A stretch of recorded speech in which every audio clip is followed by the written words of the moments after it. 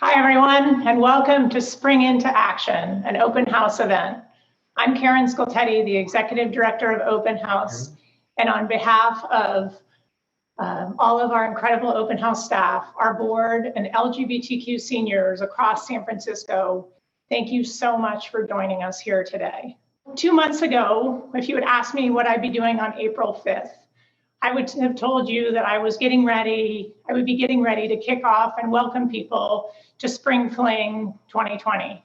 I had plans for a brand new suit, bow tie, thought my hair would be looking tight. Thank you, Spunk Salon, if you're watching, for taking care of my hair needs.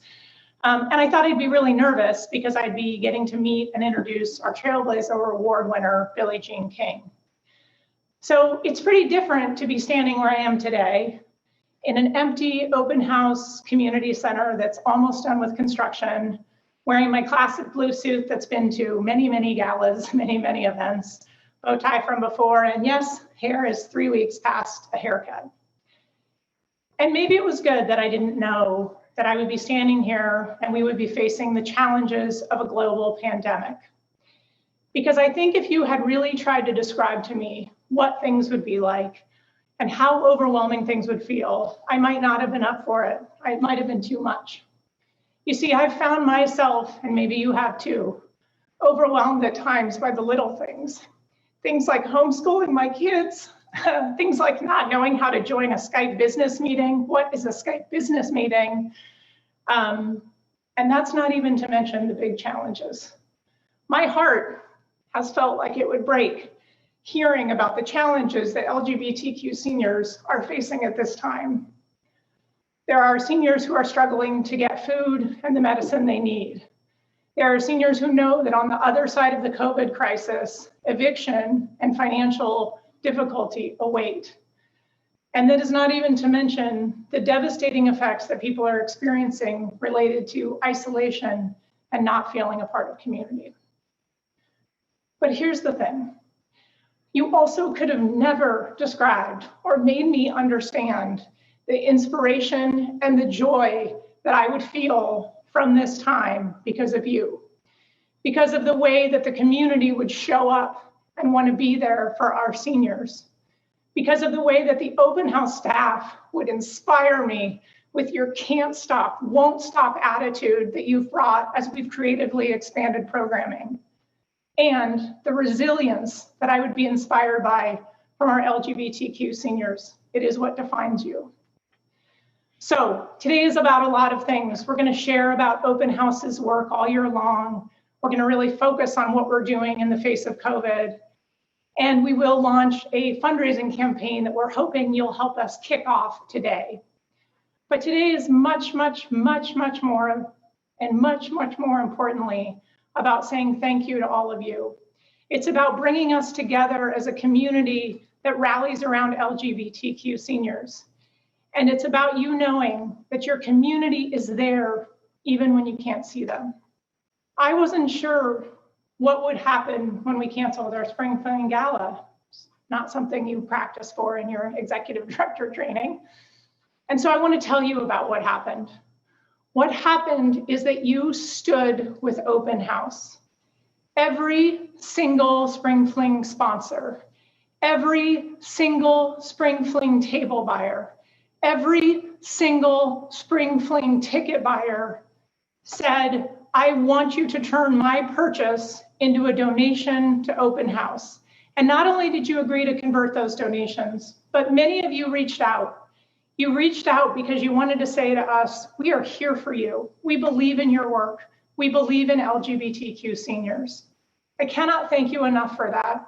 I cannot tell you the way that it made us feel to go through canceling that event and having you standing by our side.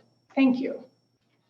I also want to say thank you to the Spring Fling awardees for 2020, Shireen McSpadden, Billie Jean King, and the creators of Verasphere, Michael Johnston and David Falk. Again, our awardees never questioned why we were canceling the event. None of them have cared about when they will get their award or it will be presented. Instead, they've said, what can we do to help? We want to stand with Open House and encourage people to do it with us in this time. So throughout today's event, you're going to get to hear messages from our 3 award winners. And again, thank you so much for making that happen. So we're going to kick off right now with one of them. For those of you who don't know about Miss Vera, she was created in 1994 by Michael and David. They describe her as a drag tornado, and they created Miss Vera as a character to bring joy and life, even as they were facing medical complications related to HIV.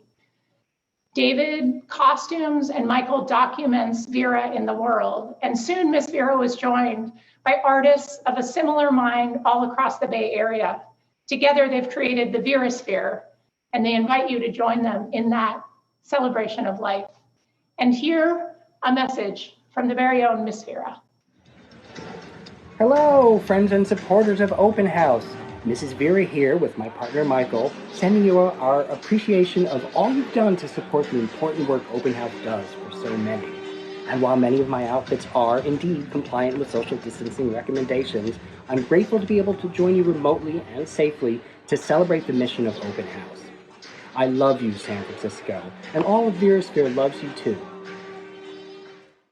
Thank you so much, David and Michael. And for those of you who are looking for something to watch, because I know we're all spending a lot of time catching up on things we may not have seen, I highly suggest that you check out Vera, A Love Story in Costume. It's an amazing documentary that shares about the work that Michael and David have done. So here's some more good news. Not only did all of our sponsors, table buyers, ticket buyers stand with us for Spring Fling, but as we prepared to figure out how we would raise funds to replace the money we didn't raise at our gala and to support the work we're doing with COVID, many of our donors came forward and said, how can we help? And so today, as we show you the fundraising campaign that we're kicking off on Give Lively, I'm excited that we'll be able to announce major gifts that were given by donors this week to help us kick off this campaign. Thank you again for making this happen. Let's go ahead and pull up our Give Lively campaign page so that you're able to see it. And while that's happening, I just want to acknowledge that we know what a difficult financial time this is for everyone. And the hope of today is really for you to know about the campaign, to participate if you're in a place where you're able to, but there's lots of ways to participate. One of them is sharing. One of them is telling people about the work that we're doing and asking them to be a part of that work. So you should now be seeing the Give Lively campaign on your screen. And in a moment, you should see our first major gift being added to get us going here on the campaign. And where better to start with our first gift than the person who started Open House herself. We want to say a big, huge thank you to our founder, Dr. Marcy Edelman, who stepped forward to give a $5,000 gift to kick off our campaign today. You'll see in a moment as we update our page, Marcy's gift being added. Marcy, thank you so much for everything you do. Shortly, you should see Marcy's gift coming up on that total for Give Lively. And just remember that just by joining us today, you've already helped. Just by believing in our work, just by believing in LGBTQ seniors, you're making a difference. But now I want to talk a little bit more broadly about Open House's work in general. And you may be wondering why I'm talking about our work versus just focusing on COVID. And I think it's really, really important to acknowledge and for you to know that our mission has not changed in the face of COVID.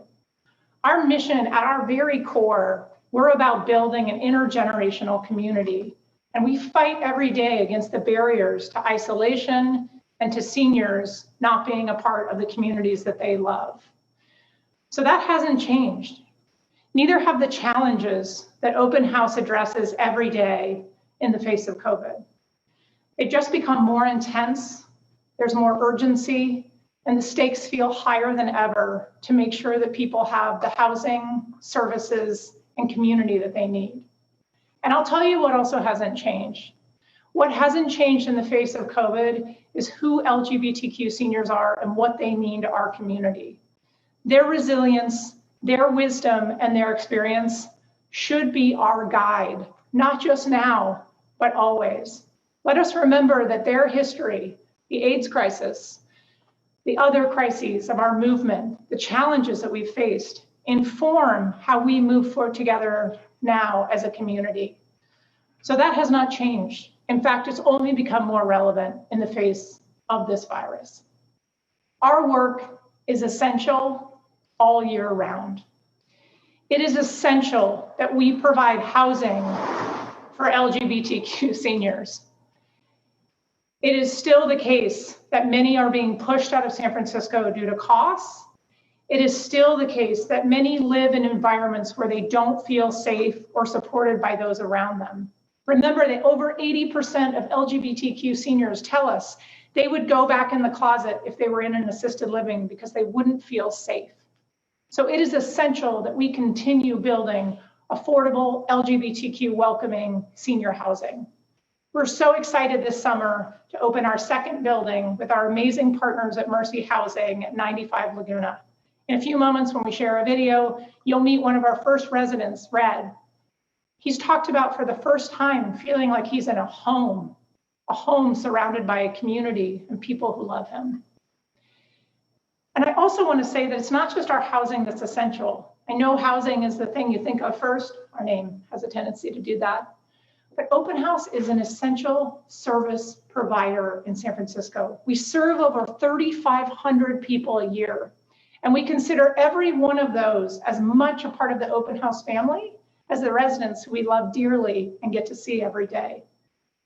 In fact, for many living in the community, living across San Francisco, our housing navigation and workshops, the way that we help people find housing or figure out next steps, our case management and service navigation, where we help people figure out how do you coordinate care when you're facing such a complicated system, are essential year round. We also know that it's not enough to provide our own services. We're transforming existing aging services in San Francisco and building models that we think will live across the country. And it's important that we don't do that alone. We've partnered with Unlock, an amazing aging service organization, and soon in this building, we'll open the nation's first LGBTQ welcoming and created by LGBTQ Senior Community Social Day program.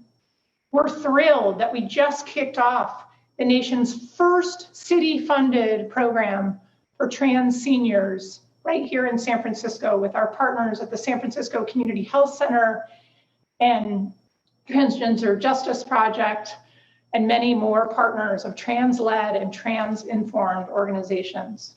We believe we must transform aging services for our communities. And lastly, and maybe most importantly, Openhouse's work in building a community is essential. We fight every day against isolation. 60% of LGBTQ seniors live without sufficient support, live by themselves. And we work to transform that through everything from one-to-one friendly visits, where we go out into people's homes, not right now, we're doing all that work by call, but we go out into people's homes to reach them, everything from our rainbow lunches to our large-scale events. We are about building a community. We believe that communities are stronger when LGBTQ seniors are a part of them. And that's work that we do all year round. So I invite you now to join me and take a look at that work that we're doing, building community, through this video that we put together. The majority of LGBTQ seniors, as they age and they go into senior living facilities, they go back in the closet because a lot of the organizations that offer those services, they're not LGBTQ inclusive. We offer programs and services and housing to build that LGBTQ senior community, as well as housing services to people that are housing compromised in very awful ways that we see regularly. I'm the first person that moved in, and I live right up there. And then one by one they trickled in, and then a whole bunch of them came in. Sometimes family won't accept them, and this is the only way they'll get accepted, by coming here. This is on the cutting edge of new stuff is happening here. This is more like home. And I don't think anybody should be afraid. Because we come out as LGBT, now Q, a lot of our friends and family disown us. So we need a community that will be our family. I've been going to the art group. It makes me very productive. I get to spend time with other creative people. It's very satisfying. 6 months ago, I saw a flyer for the transgenerational luncheon, and I thought, wow, that's cool. I came and really enjoyed it. I volunteer for what is called a friendly visitor program. Different people get trained and then visit a community member who requests a visitor to listen, because often they're by themselves and they don't get out much. They can meet up down the block for coffee rather than just for them to be at home. I feel like I'm really getting to know the people who work here a lot, and that's been a very happy thing for me. This is important that we have a new family. I think it's important for elders and youth to hang out so that there can be that intergenerational transfer, because you have to understand where you came from to know where you're going. At Trans March, we always do the intergenerational brunch, and it's elders from Open House and youth from Lyric, and watching them talk and tell stories, it's always just one of the most exciting parts of Pride for me. Aging services in the United States is a ship, and that ship is sinking. There's only so many life rafts, and until we have a framework that builds better ships, we need to make a way that everyone has access to those life rafts. The environment's bigger. 16 years, I looked out the window and I saw the concrete walls of the other buildings and a little sliver of light. This, I look out, my God, there's no end to the horizon. If I could tell my younger self one thing, it would be that you're gonna grow up and lead the most fabulous life. We're so much more alike than different, if the truth be known.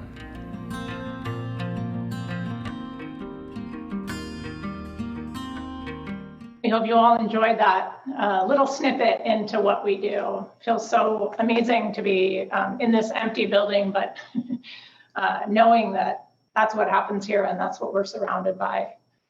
So I want to go ahead and pull up and share on the screen what's happening now as part of the Give Lively campaign. Y'all are blowing me away with standing up and standing with Open House. There it is, we're already over 20,000. And the reason we're already over 20,000 is because of you. And maybe you've given a donation, maybe you haven't. It's still because of you.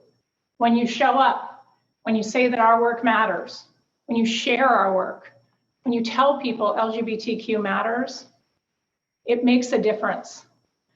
I want to let you know that we've put in as well our second major gift, which was from donors that are on the Open House Board of Directors. I want to thank J.C. Wallace and his husband Brian, as well as Joaquin Castillo-Arana, who you just got to see in that amazing video. We've added a $10,000 gift from those board members that has helped us get to that number. We've also want to shout out and say thank you to John Blazik from Unlock, our partner that I mentioned, Linda, who gave 500, Mark, who gave 500, Allegra, Shelley, Phoenix, and Serene gave a $600 gift. Thank you all. And I just want to say again that the ways that you can support Open House are beyond this moment. They are times where you can show up over and over again and be there for us. So I want to thank everyone who's standing with us at this time and making it happen. I want to also say thank you to Maite Ashanas, who just joined, another Open House board member. Tim Sweeney, our board president, who's given a gift and wanted me specifically to say thank you to the Open House staff and board for all of your work in this time, along with his co-president, Nanette Miller. They want you to know how much they appreciate you. And I want you to know there's a lot of board of directors who don't say, let's do it, when you come up with a crazy idea, like let's do a Zoom from the Open House Community Center. And you did that. You made it happen. Thank you to Susan, who just gave another gift, but thank you to the Open House Board of Directors. You give all year round with your time, your effort, your energy, your love, your messages that you sent telling me it's okay if I feel like I'm going to pass out before the event today. Thank you for making it happen. We appreciate you. If you're on the Zoom or you're on Facebook and you're here because of an Open House board member, feel free to give a shout out to them and say thank you for the work that you're doing. So now I want to specifically focus a little bit on the work that we're doing with COVID. We're not working with COVID. We're against partnering with COVID, but we are responding to COVID. You know, early on, even before we were in shelter in place, Open House thought it was really important for us to start canceling group activities and events as soon as seniors were identified as part of the vulnerable population. We didn't want anyone to risk starting to leave their home, even to come and feel that sense of community at one of our rainbow lunches or our language classes or one of our many events. We also thought it was important to act quickly because over 40% of Open House staff are a part of the vulnerable populations. We have 5 different generations represented when you look at our staff. And so quickly we started moving folks to work at home where we knew that that would be a safer and better option for them. We also began to think about how we would work from home and started working on that sooner rather than later. I want to shout out Open House staff who worked through weekends to start to set up and make sure that staff could work at home.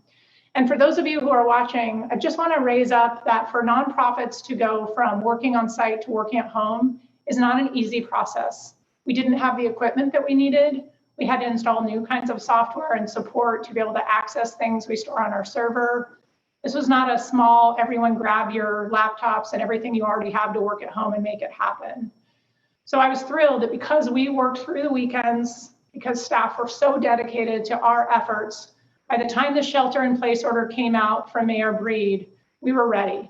We were ready to start making calls on the very first day of shelter in place. We decided that rather than wait for people to experience crisis, rather than wait for people to be in a desperate situation related to isolation, we were going to proactively start calling every person who had walked through the Open House doors since July of last year. Over the first 2 weeks of shelter in place, Open House staff placed over 1,000 calls out to our community. Those calls were to let people know that we're here and to listen, to hear what are the challenges that people are facing and get ourselves ready to respond. And we know that those calls are making a huge difference. Here's a couple of quick stats if you're a data nerd like me. In the first week that we were calling people in shelter in place, people are only answering the phone that first time we'd call about 25% of the time. By week 2, that number was over 50%. That tells you about how much people had moved to realizing how much calls and connection were going to matter in this time. In week 1, when we asked people, how often would you like a call back? Only about 13% said, call me more often than once a week. By week 2, that number had changed to over 30%. And I will tell you that when we see the stats coming back this week, the number is even higher than that. The need and the frequencies for these calls is increasing. And I'm going to tell you in a few minutes how you can help. But first, here's another way we know these calls are making a difference. We know because seniors are going out of their way to do something they certainly don't need to, which is to say thank you for us for calling.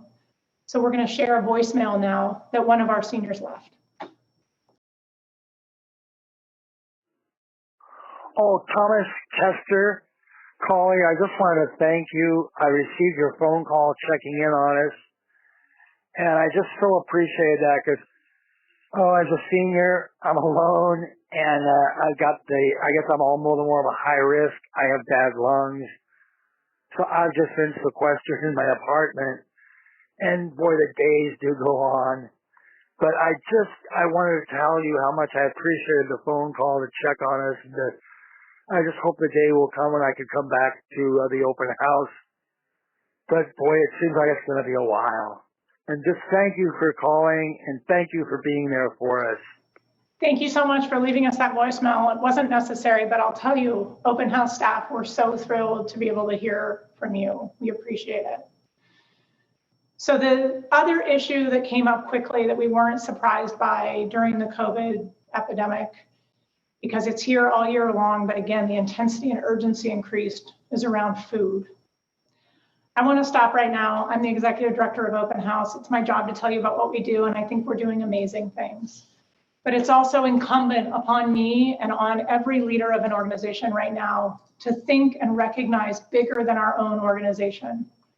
I want to say thank you to every senior service provider out there who does food delivery and food assurance all year long, to our friends at Meals on Wheels, to our friends at 30th Street delivering home delivered meals, to all the home delivered meal and grocery deliverers who do this work year round. We are in this with you and we appreciate your work.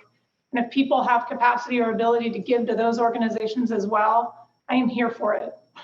We have to think bigger than ourselves. Food is a major issue. For us, first priority was making sure that our residents here on site were in a good place related to food. We're very lucky that we have a partnership with the Food Bank as well as Food Runners, two great organizations, and they drop off food here on site twice a week. However, those organizations have faced the same challenges that organizations are facing all over the city. And so I just want to shout out Open House staff and board members who, when they realized we were going to be short on food, have gone out and picked up groceries and supplies themselves. This meant sometimes grocery runs at 9 o'clock at night, but that's the way we roll here. We aren't going to let our residents worry for 1 second if they were going to have food. And we know that that need for food is only growing. We're beginning to figure out ways that we can do grocery delivery to LGBTQ seniors across San Francisco. And again, that's a teaser for what's to come. I also just want to say we couldn't do any of the work we're doing without the incredible leadership across the city of San Francisco. And little did we know when we picked our Founders Award winner way back months ago that we would be so on target with who we were picking. It has been such an honor, and I want to pay tribute to Shireen McSpadden, who's the Executive Director of the Department of Disability and Aging Services, for her leadership during this time of COVID. Shireen, we are so honored to be working with you and so proud of the work that you're doing. And it means so much to us that Shireen took time out of her day, which is running 12 to 16 hours from what she told me, to send this message to all of you. Oh, hi everyone. I'm so excited to show off my new accessory, my homemade Giants bandana mask. Not only does it work to keep me from coughing on you or sneezing, but it's also just a gorgeous piece of neckwear. Well, actually, seriously, what I wanted to talk about today was I just wanted to talk about how fantastic Open House is and what a great community it is. From the staff to the leadership to the founder to the board of directors and volunteers, Open House just provides fantastic services for people, our LGBTQ seniors in our community. What I want to think about today is how we all help Open House thrive. Open House is a fantastic resource, and we need to help them stay that way, especially during this time. So please consider donating today generously today, and thank you so much for your attention. Thank you so much, Shireen. And I want to also say that Shireen called this morning and gave a $250 donation herself because she wanted to support the work at Open House. I cannot tell you how much it means to us that on the weekend, this is what you're doing when you're facing so many other things. Thank you so much. We're so proud to stand alongside you. I'm going to go ahead and have us pull back up the Give Lively page so that we can take a look at where we're at this point. And it looks like we're already over $40,000. You guys, so incredible. Thank you so much for everything that you're doing for Open House right now. And I want to just acknowledge that we have now added additional major gifts from Kevin and Lissa, as well as Mark and Shinya. And you're going to see that we're adding, and that the thermometer is going to continue to grow. It's now over 50,000 because of the gifts that they have given.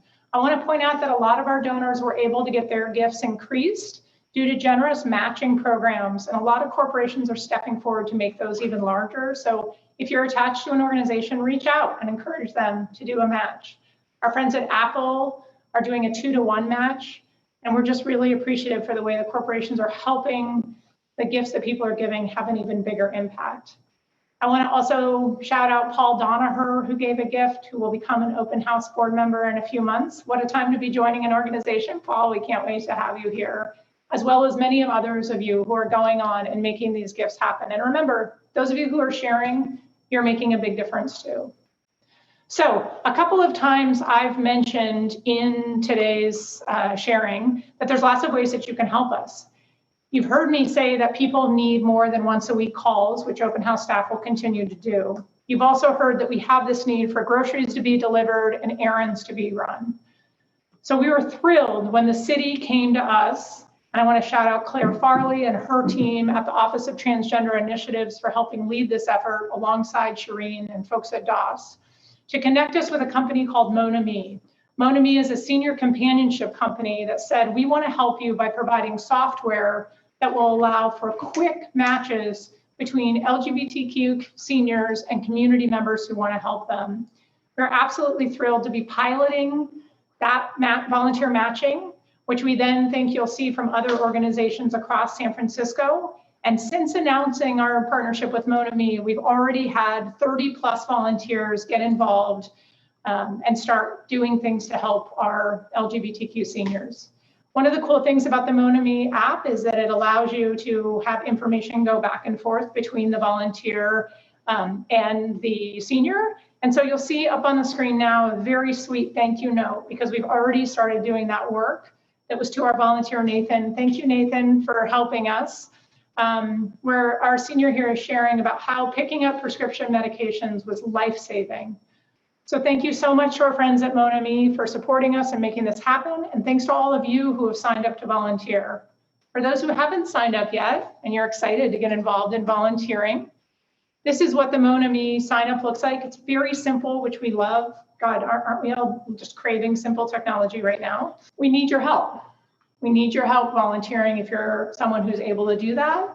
We'll match you to someone who's as close to you as we can. If you're doing a run, we'll make sure that you have all the DPH recommendations about how to do a grocery drop off. And I want to say that the funds you're helping us raise mean that if we learn someone needs groceries, and they don't just need groceries because they're having a hard time getting out, but because they're unable to afford them, Open House is prepared to step up and pay for groceries for seniors who need them. So you're helping raise the money to do that. We need your help and we need your support. And I'm thrilled that someone else is here to also let you know that she thinks that you should give your support if you can and help. What an honor that out of everything happening, Billie Jean King made time to send us a video to voice her support of Open House. Ladies and gentlemen, Billie Jean King. Hi, everyone. It's Billie Jean King here, and I'm so sad we can't be together for the Open House Spring Fling Gala. Gala as in gay. Have fun. So anyway, I hope you will join the Related Atria and me by supporting Open House in any way you can. It's really important because by far too many LGBTQ seniors, they feel invisible. And in our communities and in our current situation, we've got to stick together. We've got to make sure that we stay in touch with each other, and we'll be stronger together if we do this. Support Open House in any way you can. Stay connected, stay strong, stay healthy. Just want to say thank you to everyone who's giving.